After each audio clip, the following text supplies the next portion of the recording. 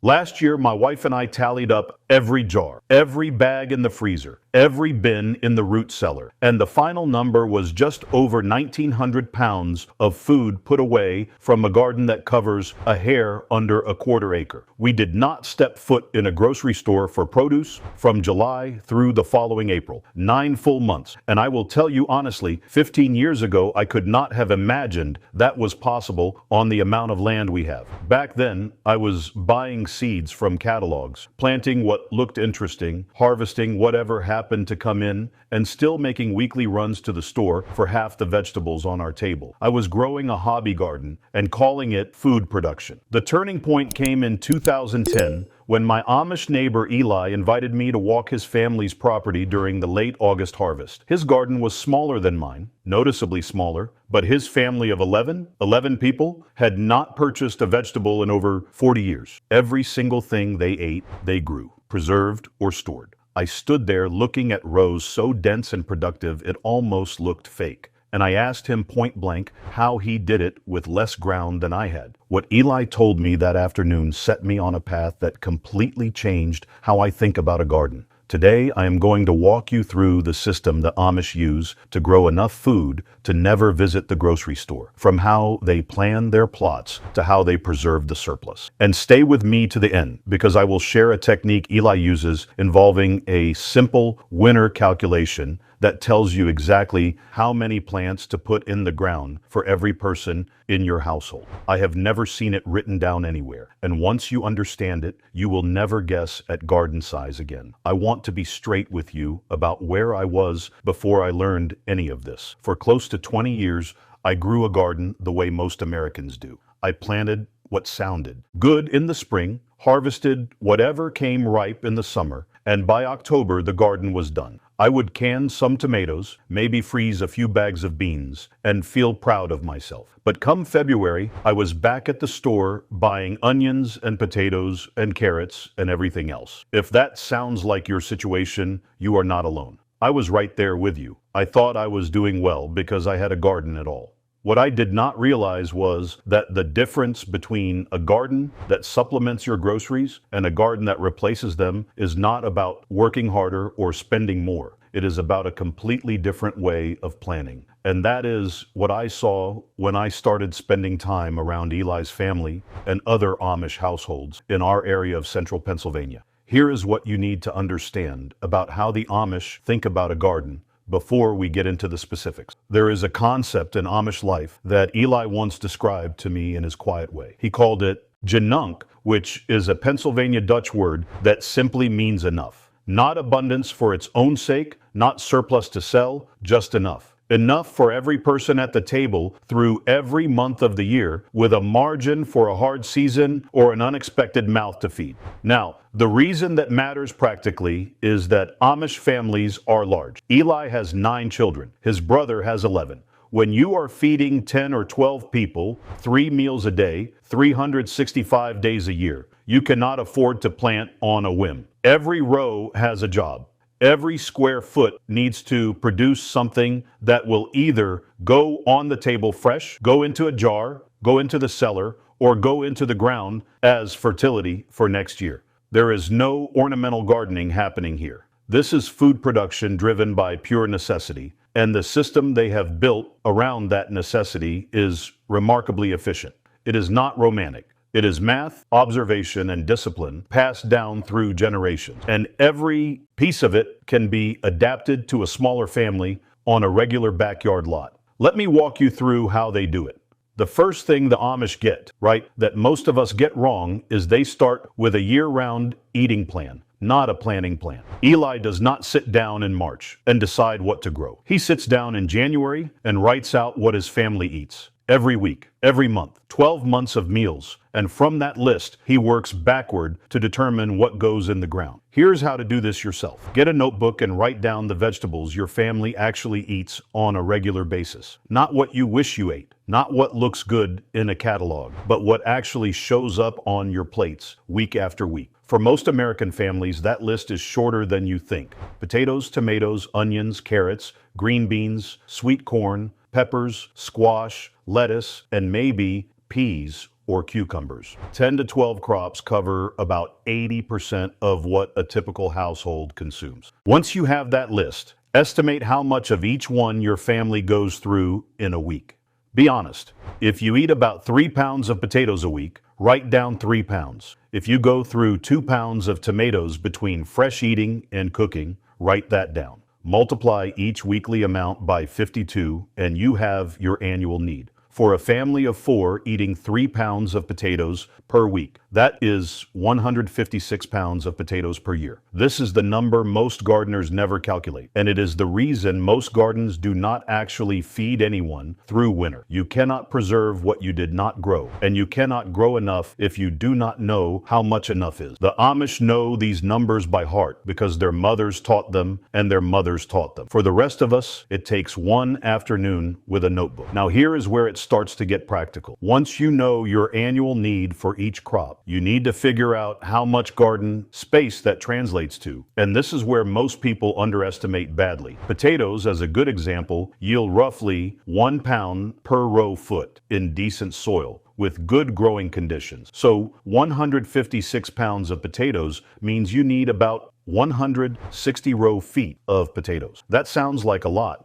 But in a garden bed 4 feet wide, you can plant 2 rows of potatoes per bed, which means you need 80 running feet of bed space just for potatoes. For tomatoes, a single indeterminate plant in good soil produces 15 to 25 pounds of fruit over a season. If your family needs 200 pounds of tomatoes, counting canning and fresh eating, you need roughly 10 to 14 plants. Green beans, both bush and pole types combined, yield about half a pound per row foot for bush beans and up to a pound per row foot for pole beans over a full season with succession planting. The numbers vary by crop, by variety, and by your growing zone. If you are in zones 3 through 5, your shorter season means you lean heavier on storage crops like potatoes, carrots, beets, and onions that you can put away for winter. In zones 7 through 9, you get a longer window and can do 2 or even 3 plantings of many crops, which means less total space needed because the same bed produces multiple harvests. The key point is this: the Amish do not guess, they calculate. And then they add roughly 20% on top of that calculation as a buffer for bad weather, pest damage, or a poor germination year.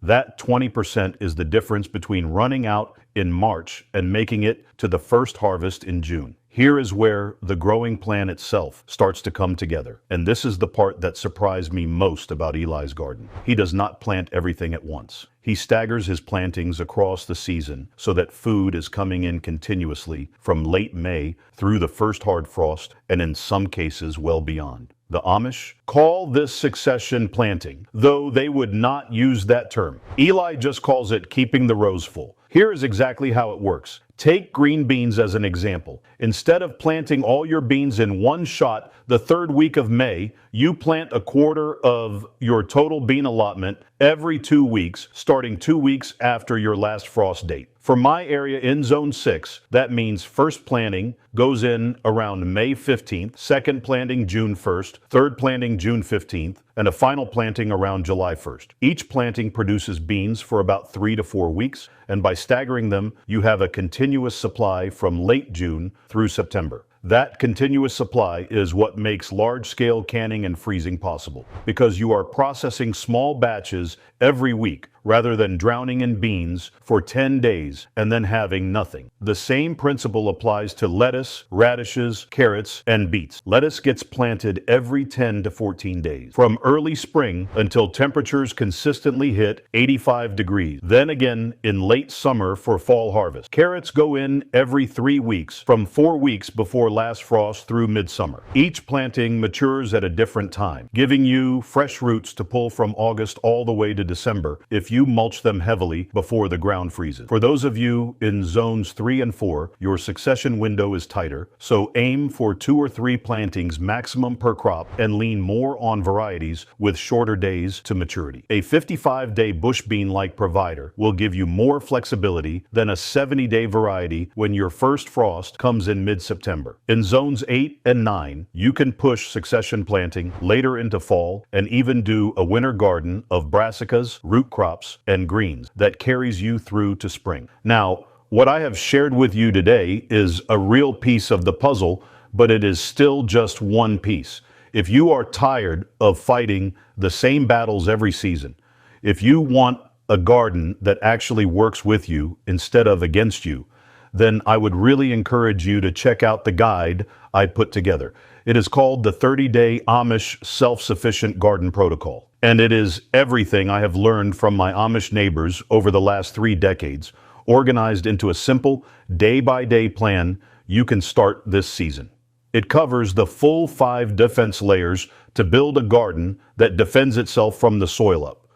It has got the complete 4-bed crop rotation system that stops disease and pests before they ever get a foothold.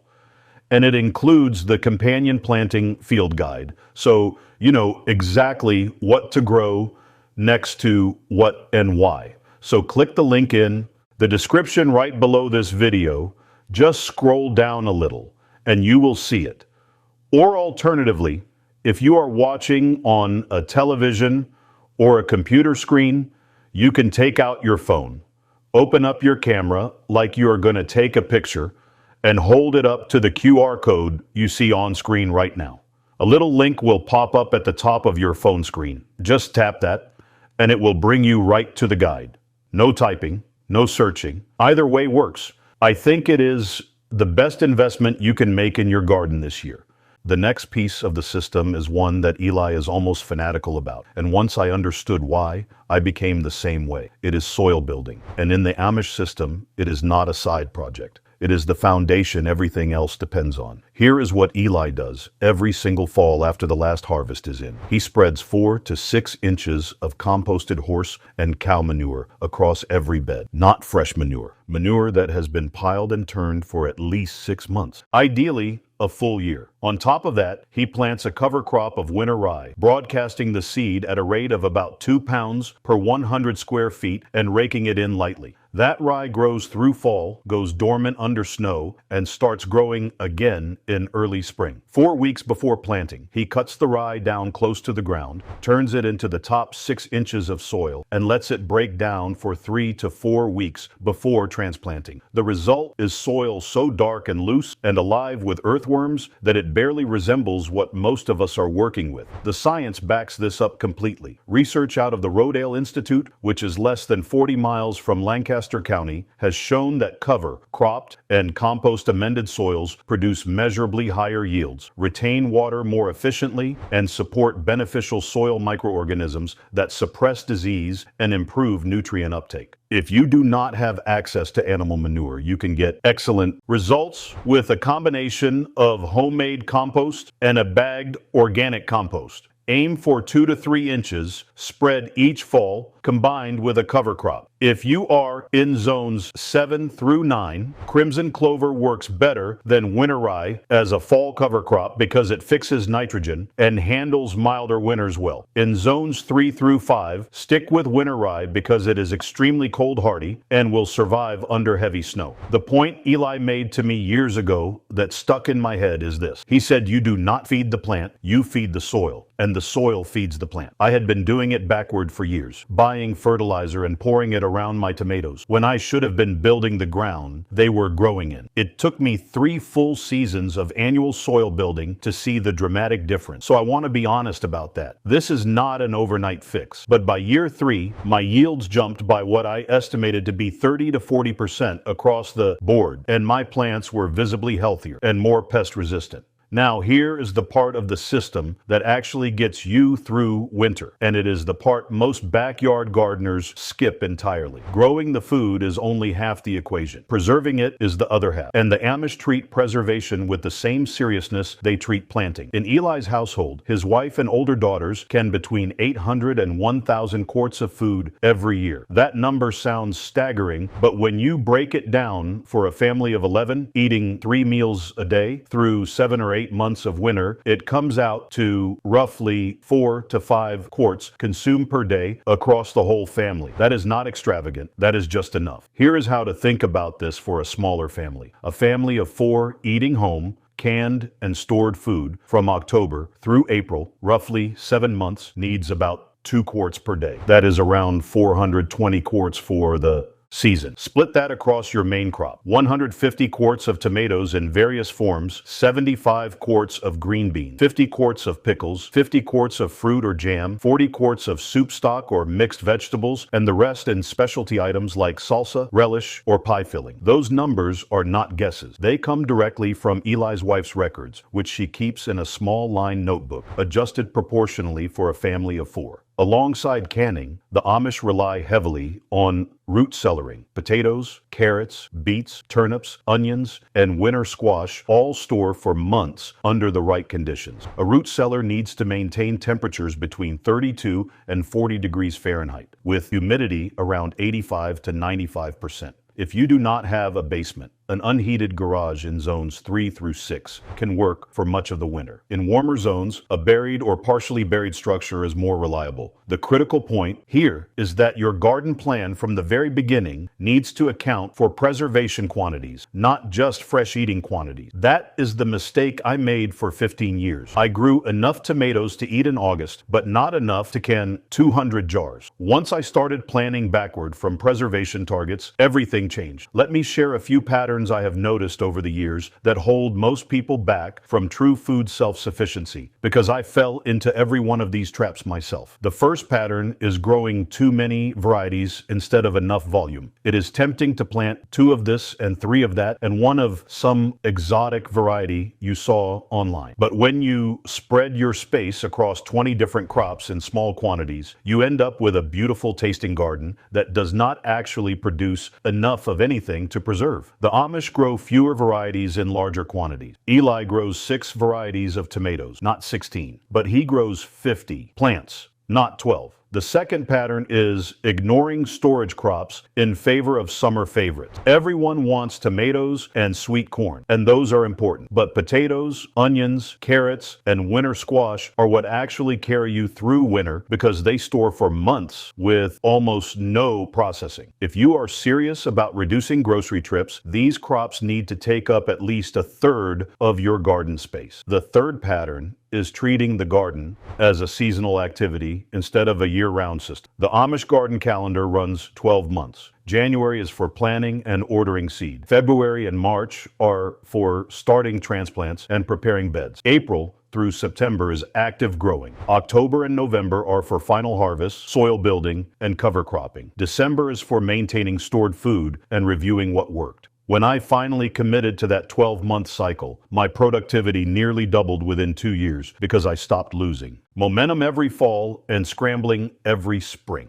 The fourth pattern is failing to keep records. Eli's family has planting records going back decades in those little notebooks. They know exactly when they planted, what variety, how much they harvested, and how long it lasted. That data is what makes their system so precise. I started keeping my own records 7 years ago, and it has been one of the single most valuable changes I have made. You do not need anything fancy. A composition notebook from the dollar store works perfectly. Now here is the technique I promised you at the beginning. The one Eli taught me that I have never seen in any book or video. He calls it the winter plate count, and it is the simplest, most practical planning tool I have ever encountered. In January, Eli sits down and counts the number of people who will eat from the garden that year, including anyone who regularly joins for meals. He multiplies that number by 3 for 3 meals a day, then multiplies by 210, which is the approximate number of days from first frost to last frost in his area. The months the family depends entirely on stored food. For his family of 11, that is 11 times 3 times 210, which equals 6,930 meals. He then divides those meals across his stored food categories. Roughly 40% starches like potatoes,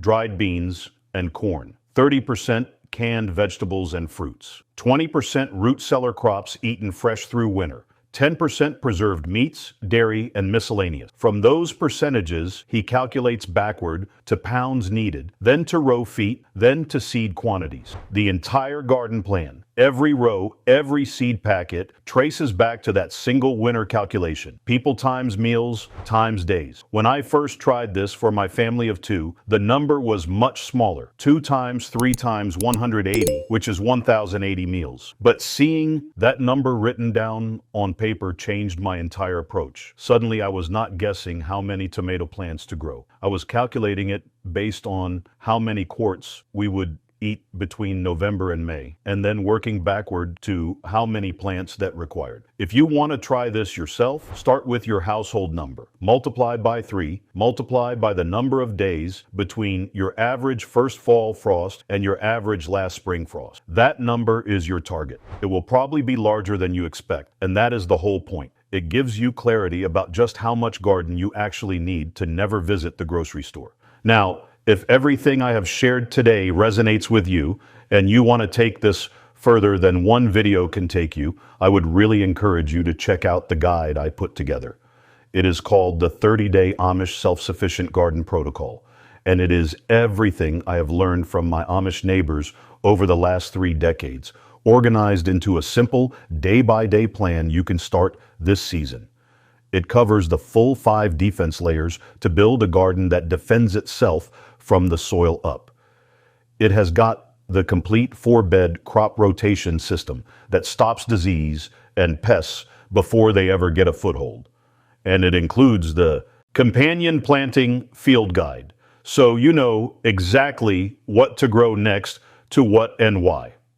Now, there are 2 easy ways to grab it. The first way is to click the link in the description right below this video. Just scroll down a little and you will see it. The second way, if you are watching on a television or a computer screen, is to take out your phone, open up your camera like you are going to take a picture, and hold it up to the QR code you see on screen right now. A little link will pop up at the top of your phone screen. Just tap that and it will bring you right to the guide. No typing, no searching, either way works. I think it is the best investment you can make in your garden this year. I appreciate you spending this time with me today. If you have been growing a garden that gets you through summer but leaves you back at the store by Thanksgiving, try the winter plate count. Do the math for your family. You might be surprised how close you already are to making the grocery store optional. I will see you in the next one.